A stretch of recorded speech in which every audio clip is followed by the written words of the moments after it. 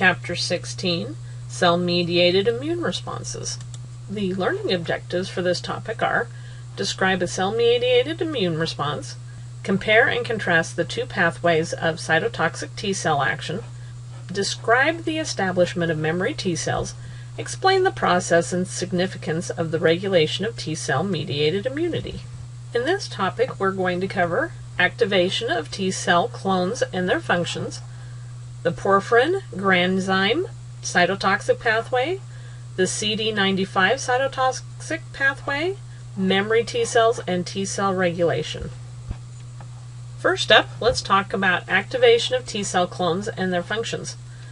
We have T cells that have matured in the thymus and are now circulating throughout the body, hanging out in the lymph node, all of that fun stuff. But they're called naive if they haven't ever came in contact with the epitope that will fit their TCR. So at this point, we're going to pick up the story where they run into such an antigen. So in this case, we have a dendritic cell, which is an antigen-presenting cell. And it has an epitope displayed on its MHC1, and it goes around shaking hands with, if you want to think of it that way, shaking hands with TCRs. If it doesn't match, it moves on to the next T cell. If it does match, then the T cell is activated. So if the T cell happens to have a CD4 molecule, here we've got a blow up of this particular cell, but the CD4 would fit right about there, then it becomes a helper T cell. This particular helper T cell becomes a Th1 cell, and it releases interleukin 2, which goes over and chats with this cell. Now this cell has a CD8 receptor, and it's going to become a cytotoxic T cell. It becomes activated also through release of various interleukins that helps genes get turned on. Part of what happens is it begins to divide. It undergoes mitosis, clonal expansion, so we get exactly this particular T cell with this particular TCR.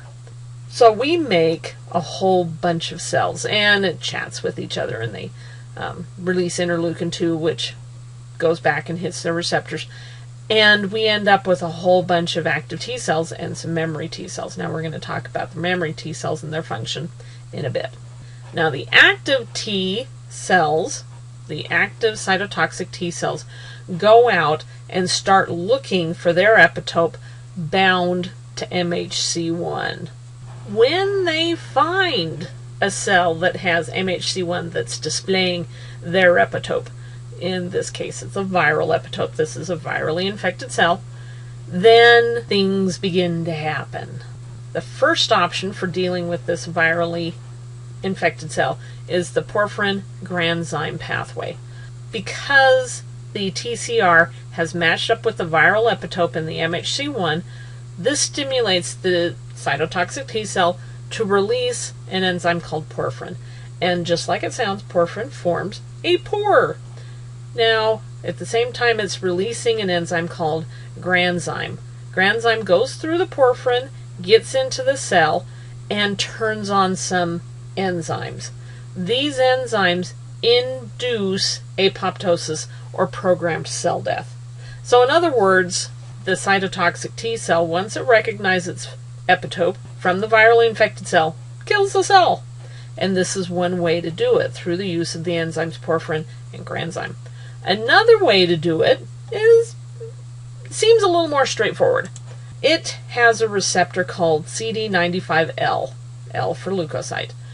Now, other cells have CD95. It's a little bit different from the CD5L, but when they come in contact, this causes the end of the CD95 to become enzymatic. And this enzymatic portion of this receptor turns on the apoptic enzymes, and the enzymes induce apoptosis. So whether you go through the porphyrin granzyme or the CD95 cytotoxic pathways, it ends up being a dead cell. Hopefully this happens before the virus has finished assembly and it takes the virus down with it. Before we move on, I want to mention that the porphyrin granzyme cytotoxic pathway is how natural killer cells kill cells that are either displaying a PAMF on their MHC1s or that don't display enough MHC1s. So, for example, let's say that this is a cancer cell. Cancer cells are too busy dividing to put up their MHC1s. At least that's the case most of the time. So natural killer cells come along, and if they don't have an MHC1 protein to shake hands with, then they go ahead and drop the bombs and cause the tumor cell to undergo apoptosis. Now let's circle back and talk about memory T cells. Remember, during clonal expansion, we get active cytotoxic T cells, and we also get memory T cells. Well, we need to have some memory T cells. These active T cells are not going to last forever. They last for quite a while, but they're kind of like the first wave. We always have memory T cells so that when they contact their antigen again, they can undergo clonal expansion again and make more active T cells. The more often they come in contact with their antigen, the more need for active T cells. That makes sense. Now, memory T cells are different from naive T cells in the following ways. They do not need antigen-presenting cells. They go around looking for their epitopes bound onto MHC1 proteins. Because of this, they need fewer regulatory signals. The body has already experienced that pathogen. So it makes sense that there's the possibility that we could experience it again. So they're ready to go. And they're ready to go faster than naive T cells.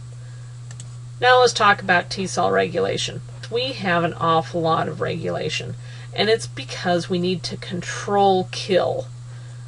If we didn't have all of this interleukin chatter, if we didn't have presentation of antigen by antigen presenting cells, there's the possibility that a cytotoxic T cell could be activated that doesn't need to be activated. At the very least, this would take energy from your body that could be used for something else. At the very worst, this could cause an autoimmune response. Now, autoimmune responses happen, unfortunately, in today's society, but it's amazing that there's not more of them. And it's because of all of this regulation that makes it so that only cytotoxic T cells get activated that have been presented properly with their epitope. Well, that's it for this topic. Here are reminders of what you need to learn from this topic.